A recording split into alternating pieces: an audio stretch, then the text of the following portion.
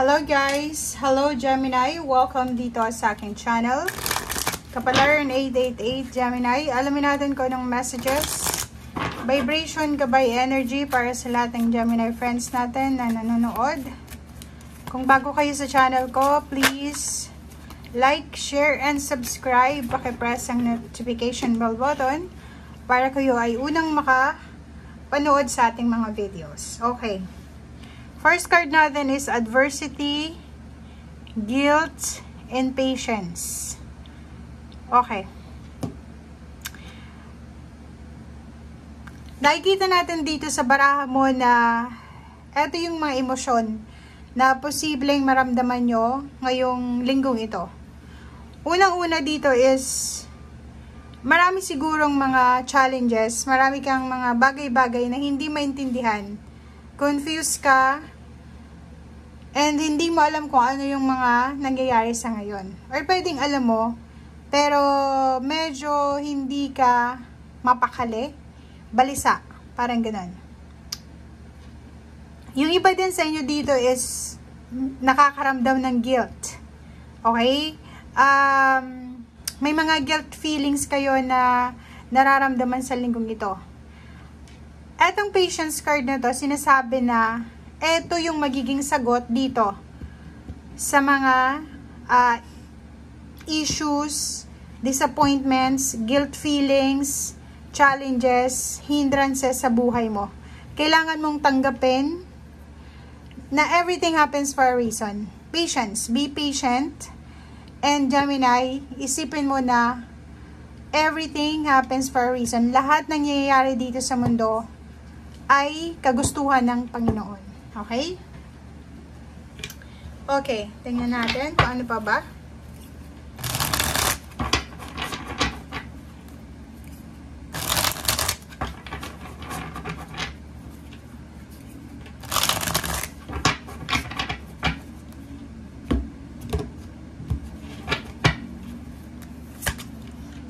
Okay, first card dito sa second deck is King of Earth. Ang King of Earth na to is yung dreams mo to goals mo to. Ang goals mo is yung confident ka sa usaping financial. Ang goals mo is yung makuha mo yung lahat ng success dito sa mundo.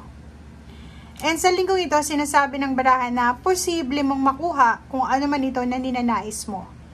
Posible mong ma-manifest lahat ng gusto mong manifestation sa buhay mo.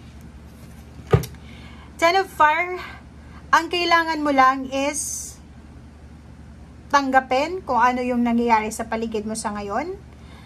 Tanggapin kung may mga taong gustong tumulong sa'yo.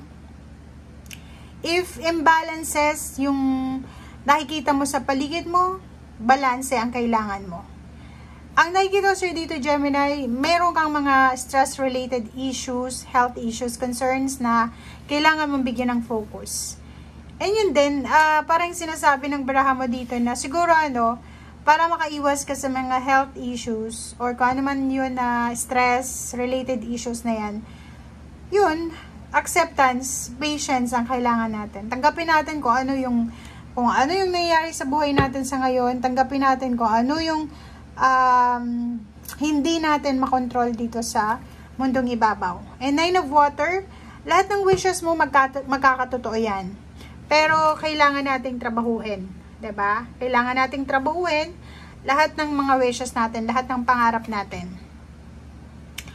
Dito naman sinasabi ng baraha, huwag tayong magmamadali. Huwag tayong gagawa ng isang desisyon na hindi natin pinag-iisipan or kailangan natin ng careful reviewing ng mga decision or options natin or solution. Hindi tayo dapat nagmamadali or hindi natin dapat minamadali yung mga bagay-bagay dito sa ating kapaligiran. Okay? Kasi pag wala tayong pasensya, doon lumalabas yung pagiging aggressive ba? So, yun yung kailangan mong iwasan. Especially yung ang nagiging aggressive dito is yung Gemini, parang ganon. Pwedeng Aquarius din or yung Libra. pag nagigipit na sa sitwasyon, kung ano na lang yung decision making, yun na lang, parang ganun. So, yun ang kailangan mong iwasan. Kailangan daw pag nagipit tayo sa sitwasyon, pag-isipan natin ng mabuti.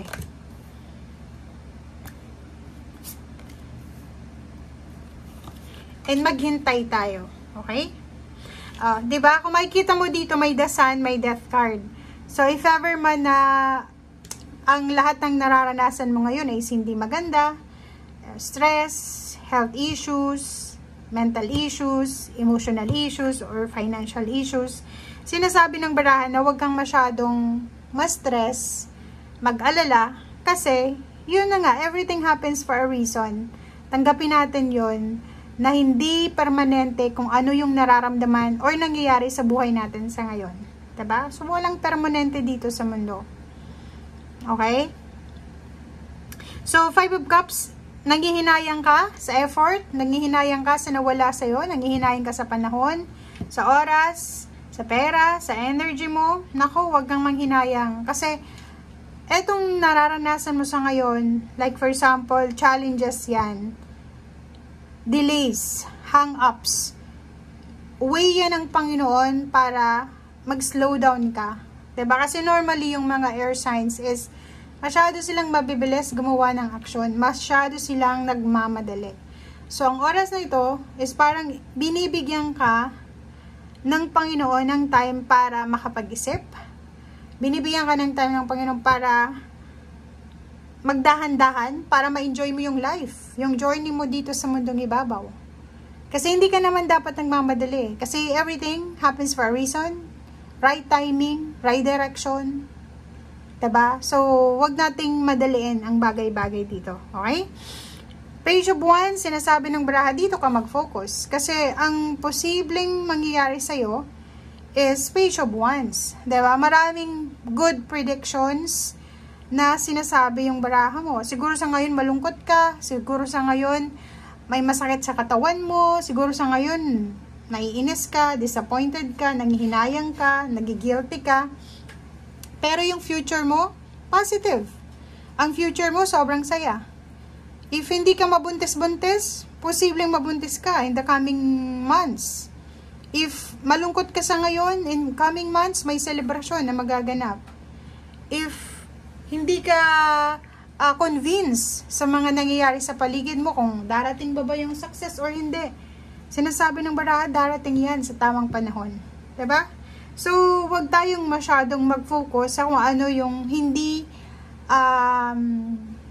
pabor sa buhay natin sa ngayon. Yung mga disappointments ba? Okay? And kung may mga taong gustong tumulong sa'yo, accept. Accept the help. And at the same time, if may pagkakataon ka din na makatulong, try to help sa mga taong in need.